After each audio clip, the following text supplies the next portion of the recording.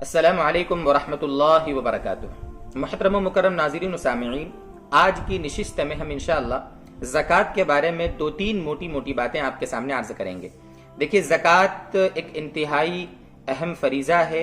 اللہ تعالیٰ نے قرآن کریم میں نماز کے ساتھ زکوٰۃ کو کئی جگہوں پر ذکر فرمایا ہے، اور دنیاوی اخروی کافی فائدے ہیں زکوٰۃ کے۔ زکوٰۃ ادا نہ کرنے پر دنیاوی اخروی کافی وعیدیں ہیں۔ یہ ایک کافی تفصیلی بحث ہوتی ہے۔ الحمدللہ کتابوں میں تفصیلی طور پر اس کے مسائل موجود ہیں۔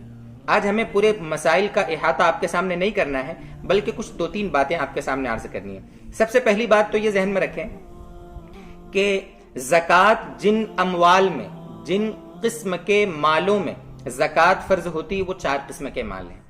ٹھیک ہے، ہمارے پاس بہت ساری چیزیں ہوتی ہیں، گاڑی ہے، گھر ہے، بہت سارا ضرورت کا سامان ہے، موبائل ہے، کار ہے، ایک گھر کے سوا دوسرا گھر ہے، پلاٹ ہے، بہت ساری چیزیں ہوتی ہیں، لیکن لوگ کنفیوز ہو جاتے ہیں کہ زکوٰۃ کس کس چیز میں آتی ہے۔ تو آج آپ کے سامنے صرف یہ ذکر کرتے ہیں ہم کہ زکوٰۃ جس قسم کے مال میں فرض ہوتی ہے وہ چار قسم کے مال ہیں۔ سب سے پہلی چیز، نقدی روپیہ پیسہ اگر آپ کے پاس ہو تو کتنا ہو تو وہ ہم بتاتے ہیں ابھی۔ نقدی روپیہ پیسہ ہو، دوسرا سونا ہو یا چاندی ہو یا مال تجارت ہو، بزنس کا سامان، یہ چار قسم کے مال۔ نقدی جس کو سیونگ کہتے ہیں، نقدی روپیہ پیسہ آپ کے پاس ہو، یا جس ملک میں بھی وہ رہنے والا انسان ہے اس کی کرنسی اس کے پاس ہے۔ دوسرا سونا، تیسرا چاندی، اور چوتھا مال تجارت۔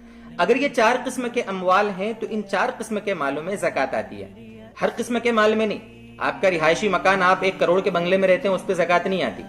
آپ کے پاس رہائشی پلاٹ آپ نے لے رکھا ہے، آپ کے پاس گاڑی ہے، آپ کے پاس کار ہے، آپ کے پاس ٹرک ہے، آپ کے پاس بیکری ہے، آپ کے پاس مشینری آلات ہیں، کھیتی باڑی کرنے والوں کے پاس ہل ہے، ٹریکٹر ہے، وغیرہ وغیرہ، یہ جو چیزیں ہوتی ہیں ان پہ زکوٰۃ نہیں آتی۔ یہ تو ہمارا ضرورت کا سامان ہے، ضرورت کی چیزیں ہیں۔ چار قسم کی چیزوں پہ زکوٰۃ آتی ہے۔ اچھا، کتنا مال ہو، سونا چاندی کتنا ہو، پیسہ کتنا ہو، مال تجارت کتنا ہو تو زکوٰۃ آتی ہے؟ تو اس بارے میں دیکھو، اصولی بات سمجھیں۔ اگر مان لو کسی کے پاس صرف سونا ہے، چاندی نہیں ہے، نقدی روپیہ پیسہ نہیں ہے، اسی طریقے سے مال تجارت نہیں، صرف سونا ہے، تو اب 7.5 تولہ سونا ہوگا تو زکوٰۃ آئے گی۔ 7.5 تولہ سونا، یہ پہلے زمانے کے سونے کے تولے کے حساب سے، پہلے زمانے میں 12.25 گرام کا ایک تولہ ہوتا تھا۔ آج کے گرام میں اگر اس کو کنورٹ کرتے دیکھیں تو تقریباً 87 گرام 479 ملی گرام، یعنی تقریباً 87.5 گرام کا آج کا سونے کا نصاب بنے گا۔ یہ اس وقت جبکہ صرف سونا ہو تب یہ ہے۔ کسی کے پاس صرف چاندی ہے، نہ سونا ہے، نہ نقدی ہے، نہ مال تجارت، صرف چاندی ہے، تو اب 52.5 تولہ چاندی اگر اس کے پاس ہے تو اب اس صورت میں زکوٰۃ آئے گی۔ 52.5 تولہ چاندی آج کے حساب سے تقریباً 612 گرام 350 ملی گرام چاندی، یعنی سمجھو 612 گرام اور پھر آدھا گرام، یعنی 612.5 گرام چاندی اگر اس کے پاس ہے تو زکوٰۃ آئے گی، زکوٰۃ فرض ہوگی۔ اصل میں لوگ کنفیوز ہو جاتے ہیں کہ بھئی میرے پاس 2 تولہ سونا ہے، 7.5 تولہ سونا تو ہے ہی نہیں، اس لیے زکوٰۃ نہیں آئے گی۔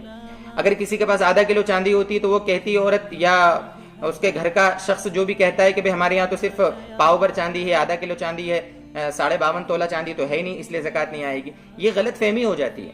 یہ سونے چاندی کا نصاب جو عام طور پر ہمارے یہاں مشہور ہے، یہ اس وقت ہے جبکہ صرف سونا ہو یا صرف چاندی ہو۔ اگر سونا چاندی دونوں ہیں، یا سونے کے ساتھ نقدی ہے، چاندی کے ساتھ سونا ہے، چاندی کے ساتھ نقدی ہے، یا نقدی کے ساتھ مال تجارت ہے، مال تجارت کے ساتھ سونا ہے، یعنی ان چاروں قسم کے اموال میں سے اگر 2 چیزیں اس کے پاس جمع ہو جاویں تو اب یہ دیکھا جاوے گا کہ وہ دونوں چیزیں ملا کر کیا ان کی قیمت اتنی ہے کہ مارکیٹ میں جا کر 612 گرام چاندی خریدی جا سکتی ہے اس سے، تو اب اس پر زکوٰۃ فرض ہو جائے گی۔ یعنی 52.5 تولہ چاندی کا جو نصاب ہے چاندی کا، اس کے حساب سے اس پر زکوٰۃ فرض ہو جائے گی۔ اس کی مثال سمجھیں، مثلا کسی کے پاس 2 تولے سونا ہے، ابھی مارکیٹ میں بیچنے جائے گا تو مان لو وہ 50,000 میں بکے گا مثال کے طور پر، اور اس کے پاس پاؤ بھر چاندی ہے جس کو بیچنے جائے گا مارکیٹ میں تو مان لو 5,000 میں بکے گی۔ اب 5,000 یہ اور 50,000 وہ، دونوں ملا کر ہوگا یہ کتنا؟ 55,000۔ اب 55,000 ہے، حالانکہ دونوں نصاب کے برابر نہیں ہے، نہ سونا 7.5 تولہ ہے، نہ چاندی 52.5 تولہ ہے، اس کے باوجود چونکہ 55,000 روپے کا یہ زیور اس کے پاس ہے تو اس پر زکات آ جائے گی، کیونکہ یہ دونوں کو اگر وہ بیچ کر چاندی خریدنا چاہتا ہے تو 612 گرام چاندی آ جائے گی اس میں، اس اعتبار سے اس پر زکات فرض ہو جائے گی۔ یہ مسئلہ ہے جس میں غلط فہمی عام طور پہ ہو جاتی ہے۔ اچھا ایک بات یہاں پر یہ بھی عرض کر دیں کہ زیور اگر ہے تو زیور کا مارکیٹ بھاؤ ابھی کیا چل رہا ہے، یعنی نئی چاندی نیا سونا کیا بھاؤ کا، اس کا اعتبار نہیں ہے۔ اس میں دیکھا یہ جائے گا کہ ہمارے پاس جو سونا یا چاندی ہے اس کو اگر ہم بیچنے جاتے ہیں تو وہ کس قیمت میں بکے گا، اس کا 40واں حصہ آپ دے دیں تو زکات ادا ہو جائے گی۔ نئے سونے چاندی کا کیا ریٹ ہے، اس کا اعتبار ہمارے سونے چاندی میں نہیں ہوگا۔ ایک بات یہ ذہن میں تھوڑی سی تھی جس کو ہم نے آپ کے سامنے ذکر کیا۔ اسی طریقے سے چاندی یعنی آج کا نصاب کیا چل رہا ہے، کتنا پیسہ ہو، کیا ہو، نصاب کے برابر کس کو کہیں گے، صاحب نصاب کس کو کہیں گے، اس بارے میں ایک بات یہ ذہن میں رکھ لیں کہ آج جب ہم ویڈیو ریکارڈ کر رہے ہیں یہ 5 مئی ہے، آج 5 مئی، اور آج ہم نے کل کا ریٹ دیکھا تو کل کا ریٹ جو بتا رہا ہے وہ ہے 41,220 روپیہ کلو، اندور کا بھاؤ جو ہمارے علاقے کی جو بڑی منڈی ہے اس کے حساب سے۔ تو اگر ہم 1 گرام کا چاندی کا بھاؤ نکالتے ہیں تو 41 روپیے 22 پیسے کی 1 گرام چاندی آئے گی۔ اگر اس کو ہم ضرب دیتے ہیں 612 گرام چاندی میں تو یہ ہوتی ہے کل اس کا اماؤنٹ بنتا ہے 25,226 روپیہ، یعنی تقریباً اگر کسی کے پاس 25,200 روپیہ ہے تو سمجھو وہ صاحب نصاب ہے، صاحب نصاب ہے، ٹھیک ہے۔ بس یہ ذہن میں رکھنا ہے کہ اگر آپ کے اوپر قرض ہے تو قرض مائنس کرنے کے بعد اگر ہمارے پاس کل اماؤنٹ اتنا بنتا ہے، بچتا ہے، مال تجارت ہے، ہمارے اوپر کسی کا قرض ہے، اس کو ہٹانے کے بعد اگر ہمارا مال تجارت یا ہمارا اماؤنٹ بینک بیلنس، ہماری سیونگ اگر 25,000 کے برابر ہے تو ہم صاحب نصاب ہے، ہمارے اوپر زکات فرض ہے۔